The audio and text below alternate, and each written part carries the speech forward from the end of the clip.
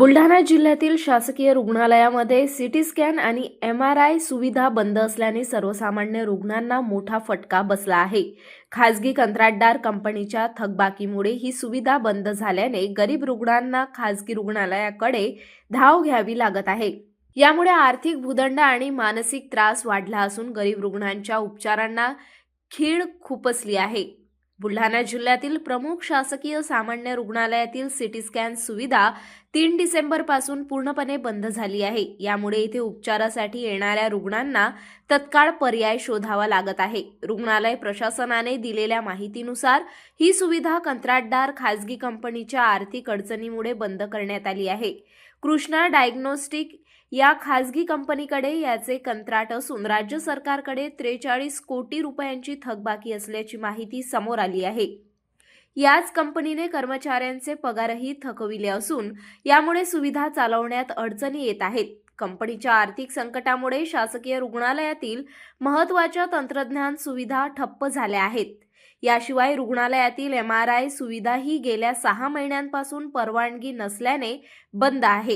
ही सुविधा सुरू करण्यासाठी आवश्यक परवानग्या मिळाल्या नसल्याने रुग्णांना मोठ्या प्रमाणात त्रास सहन करावा लागत आहे।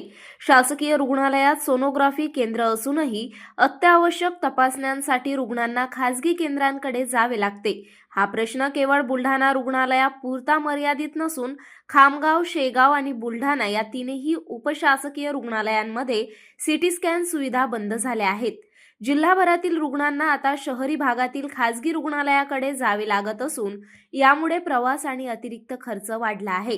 गरीब रुग्णांच्या वतीने उपस्थित केलेला प्रश्न म्हणजे देवाभाऊ किंवा गरीब लाडकी बहिणीचा सीटी स्कॅन कुठे करायचा? शासकीय रुग्णालयात सुविधा असूनही त्या बंद असल्याने ज्यांच्याकडे खासगी रुग्णालयात उपचार घेण्यासाठी पैसे नाहीत अशांना काय करायचे? अनेक रुग्णांना उपचार मिळत नसल्याने जीव धोक्यात सापडत असल्याचे सांगितले जाते। यामुळे गरीब रुग्णांवर जादा आर्थिक भार पडत असून काही जण उपचार टाळूनही मृत्यूच्या दारात पोहोचत आहेत। एकंदरीत बुलढाणा जिल्ह्यातील शासकीय आरोग्य व्यवस्था पूर्णपणे कोलमडली असल्याचे चित्र आहे। कंत्राटदार कंपन्यांवर अवलंबून असलेल्या या व्यवस्थेमुळे रुग्णांचे नुकसान होत आहे।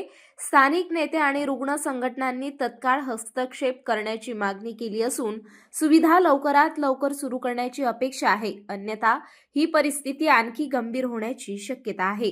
नाही, आमच्याकडे खामगाव, शेगाव आणि बुलढाणा जनरल हॉस्पिटल येथे सीटी स्कॅन सेंटर्स आहेत, परंतु आम्हाला 2/12 रोजी जे काही कृष्णा डायग्नोस्टिकनं जे काही लेटर दिलेलं आहे त्याने आम्ही सर्व्हिसेस तात्पुरत्या स्वरूपामध्ये आम्ही बंद करत आहोत असं लेटर दिलेलं आहे। तरी पण आम्ही प्रत्येक पेशंट जो येणार आहे त्यांचा सीटी स्कॅन काढतो आहे। आमच्याकडे रेडिओलॉजिस्ट अवेलेबल आहे, ते रिपोर्टिंग पण करून देत आहेत। राहिला बाकीचा एक्सरे तुमच्या प्रत्येक आरएसला एक एक्सरेची सिस्टीम आहे जी की कृष्णा डायग्नोस्टिक कडनं रिपोर्टिंग होते। आम्ही त्याने रिपोर्टिंग देण्याचं थांबवलेलं असलं तरी आम्ही प्रत्येक पेशंटचा एक्सरे काढतो आहे आणि स्वतः मी चेस्ट फिजिशियन असल्या कारणाने कुठं जर प्रॉब्लेम असेल तर एक्सरे पण मी रीड करत असतो। चेस्ट एक्सरेला जास्त प्रॉब्लेम नाही। शासनाकडे त्या बाबतीमध्ये मला काही डिटेल्स माहित नाही। जर आमचे बिल किती बिल थकीत आहे बरं याच्याबद्दल मला कल्पना नाही। पण त्याच्यामध्ये साहेब तसं त्याने लेटर दिलेलं आहे, तरी लवकरात लवकर आम्ही बोलून वरती संबंध साधून लवकरात लवकर सुरू करू। MRI सेंटर जे बंद आहे त्याच्याबद्दल पण जे आमच्याकडे मशीन इन्स्टॉल झालेली आहे, मशीनचं टेक्निकल स्पेसिफिकेशन जे होतं त्याप्रमाणे आम्ही वरी स्टेटला कळवलेलं आहे, तरी आम्हाला स्टेट लवकरात लवकर ते त्याबाबत पण आम्हाला परमिशन देईल लवकरात लवकर ते पण